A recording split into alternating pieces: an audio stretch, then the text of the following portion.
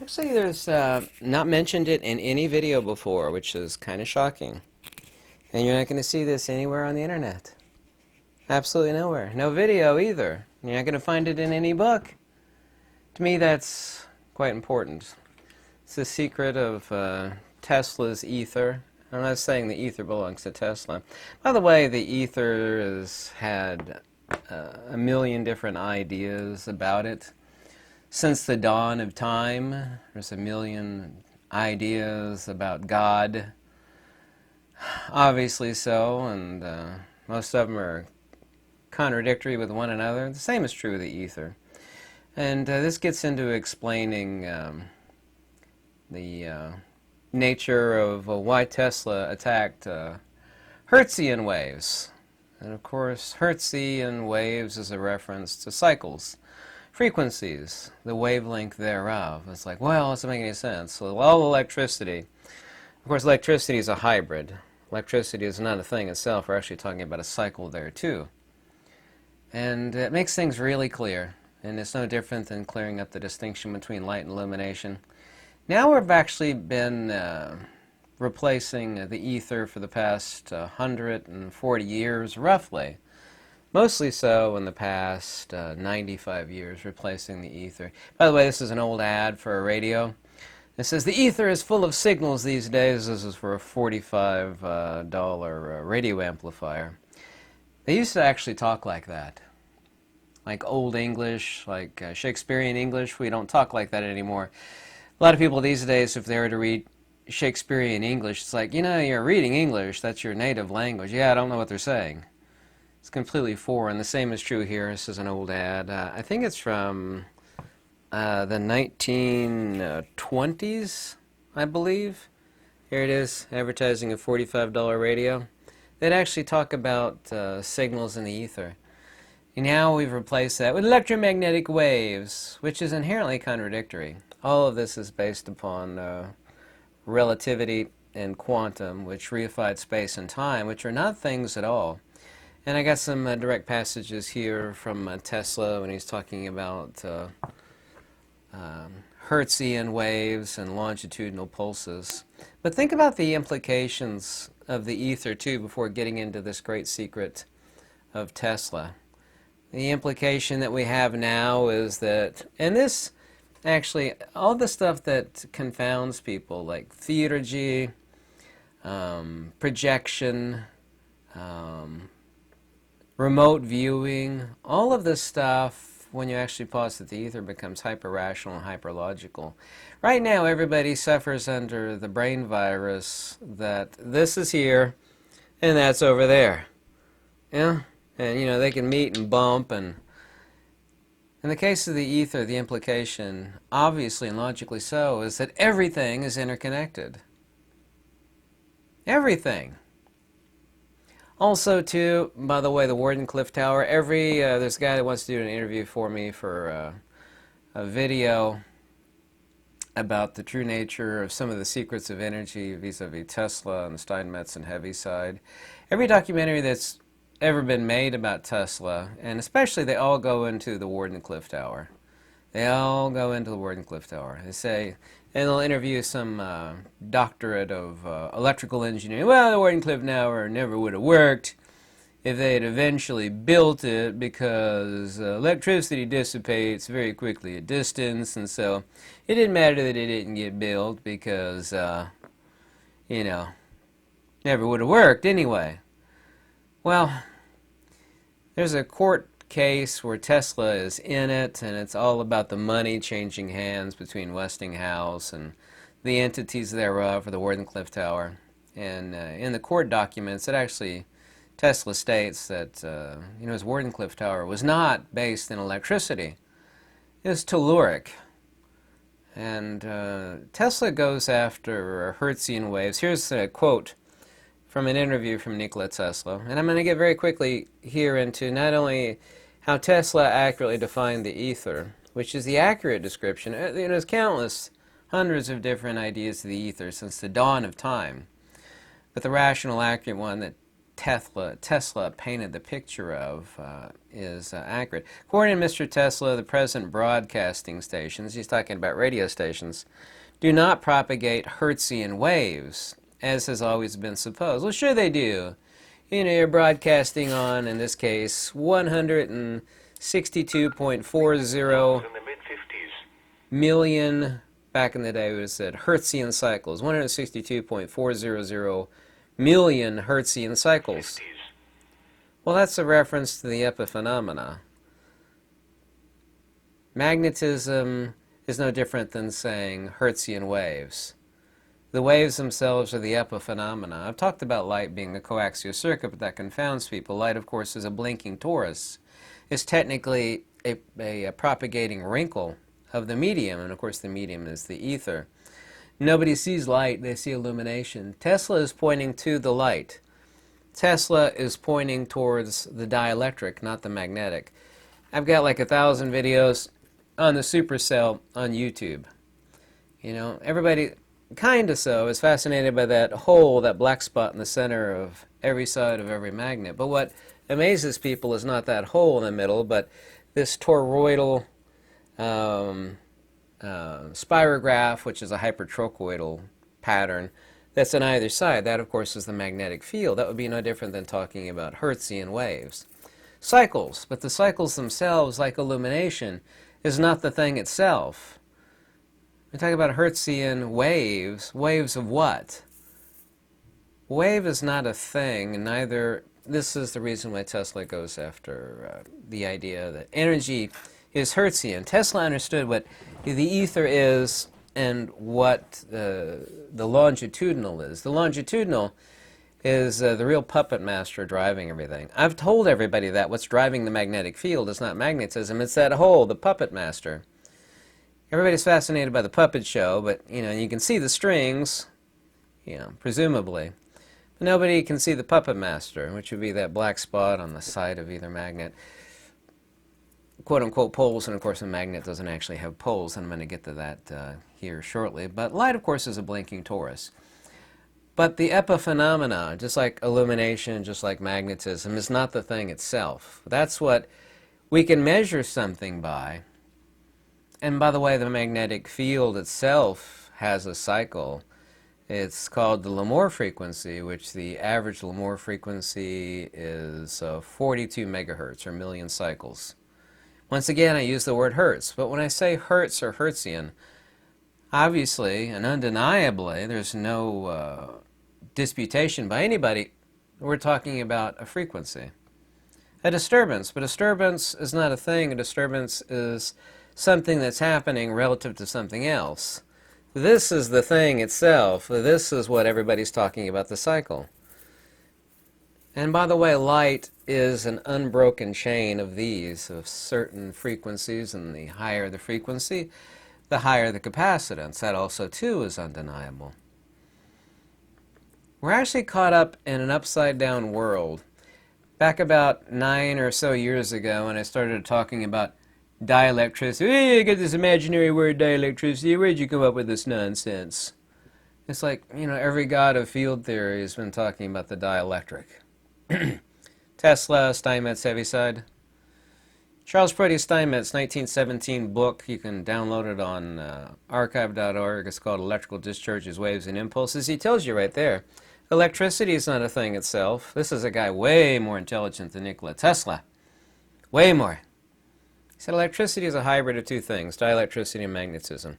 This is a book from 108 years ago, I think 108 years ago. Even he says in the book, he said everybody now is confused. They don't understand what electricity is. They understand what it is, then explaining all the phenomena of same becomes incredibly easy. Everybody's fascinated by the puppet, and they don't understand the puppet master. Either that or they can't see it. Tesla goes after the idea of Hertzian waves. Give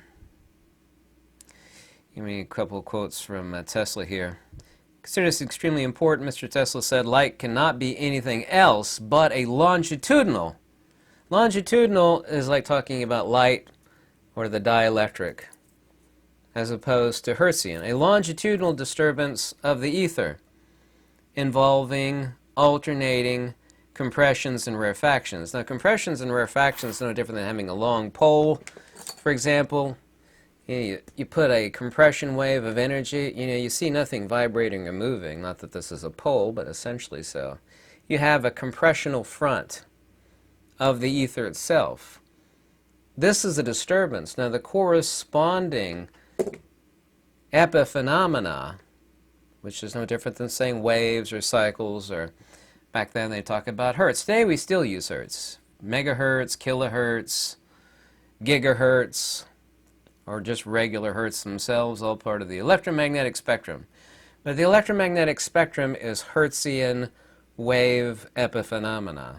The whole point of Tesla's energy and the Wardenclyffe Tower, which, as he said, was not electrical, is the longitudinal compressions and rarefactions. Mr. Tesla explained that it first realized that there being no Maxwellian ether, and the idea of the ether, according to Maxwell, there could be no transverse oscillations in the medium. The Newtonian theory believes is an error because it fails entirely in the belief to explain how a small candle can project particles, this nonsense of photons, with the same speed as a blazing sun, which is infinitely more powerful. We have made sure by experiments, said Mr. Tesla, that the propagation of light occurs at the same velocity, and it's not a velocity implying something is moving, irrespective of the character of the source, and that, of course, is 100% undeniable by anybody. Such constancy of velocity, whether it be candle power or,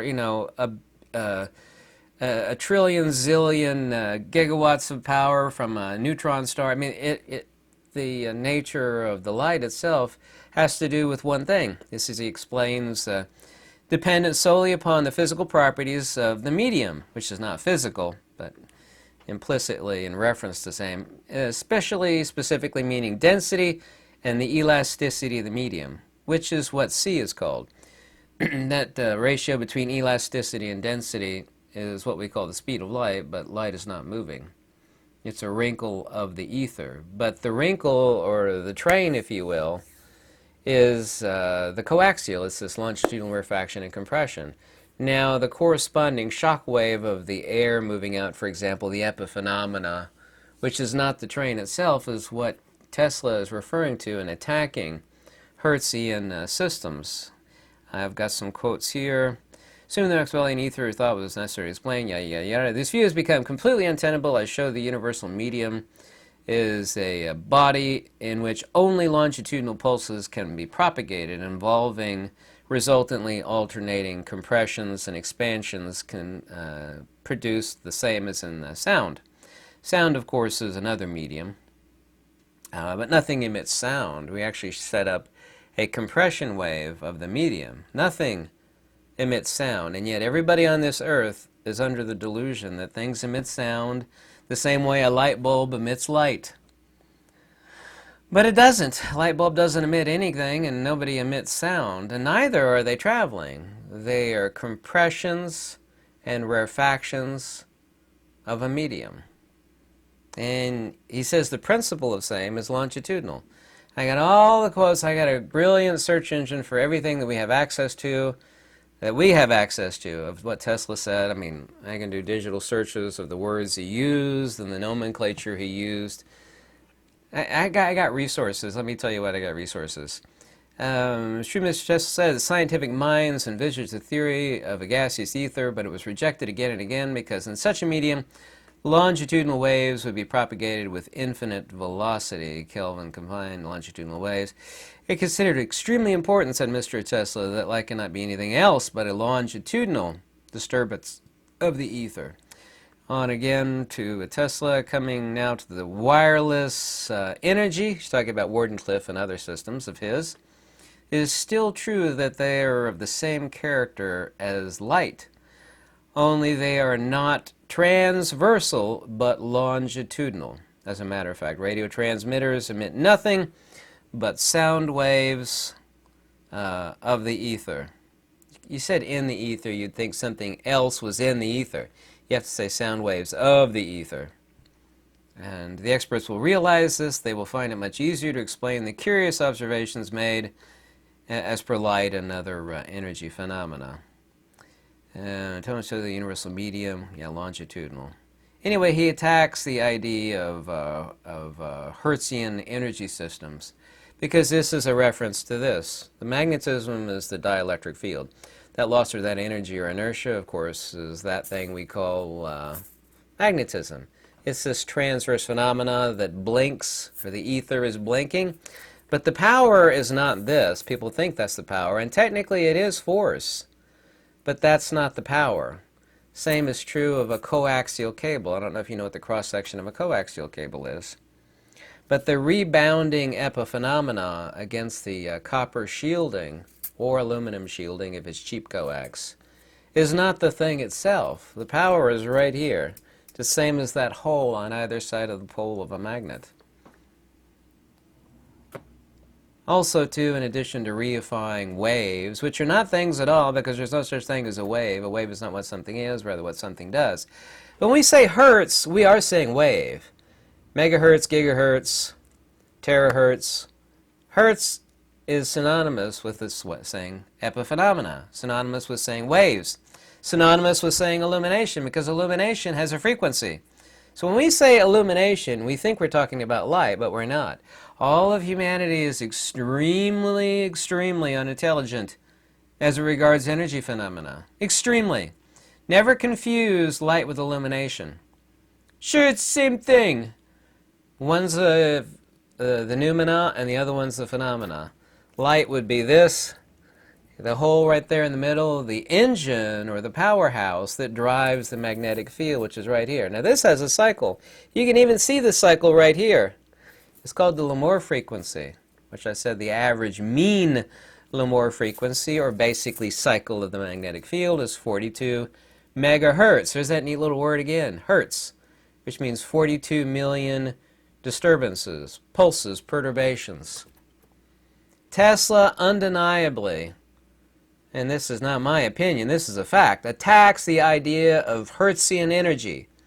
Every video ever made about, biography of Nikola Tesla, his life, his history, yada yada, they all fail. They all say the same thing. Every one of them says the same thing. Wardenclyffe tower is electrical, and if they built it, it never would have worked, because we know electricity dissipates very quickly at a distance. Well, it wasn't. It was telluric. True energy is not this, even though by definition it's force. True energy, as Tesla knew, was as Tesla says over and over again. I got every highlighted quote. You can see here the little red boxes. You may or may not be able to see it. Of everything that we have a record of Tesla saying, there's obviously stuff that the government has that we don't have access to. What am I going to do about that? Longitudinal, longitudinal, longitudinal. Not transverse. That's the true nature of energy. As per energy, Nikola Tesla knew the difference between this and this. Just as I know the difference between phenomena and numina. Just as I know the difference between the dielectric and the magnetic. Just as I know the difference between light and illumination. Illumination is a reference to a cycle, a disturbance, a frequency. All embodiment is due to the disturbance or frequency of the soul. You see how the soul and theurgy and energy and Tesla's science, you notice how it's all unified? It's all about waves, phenomena, and noumena, and not confusing the two as one thing. Just as humanity is confused as to the nature of electricity. There's no such thing as electricity. Sure there is. What are you talking about? What do you mean there's no such thing as electricity? Well, electricity of what? Electricity is cyclic, which is wave-like, which everybody agrees on that. There's nobody out there that would disagree with that. But waves of what? What we've done in the past 100 years, plus or minus, is we've replaced the ether with electromagnetic waves, and also, too, this, as I call it, the cult of bumping particles. We got electrons bumping in with neutrons, photons doing this now, and they're interacting with one another. You got this over here and this over here, and they're separate. They might meet and bump, or it might be something bumps between them and causes them to both. That's not the way the universe works. The ether is the fundamental substrate or foundation of the entire universe. That means there is no such thing as this over here and this over here.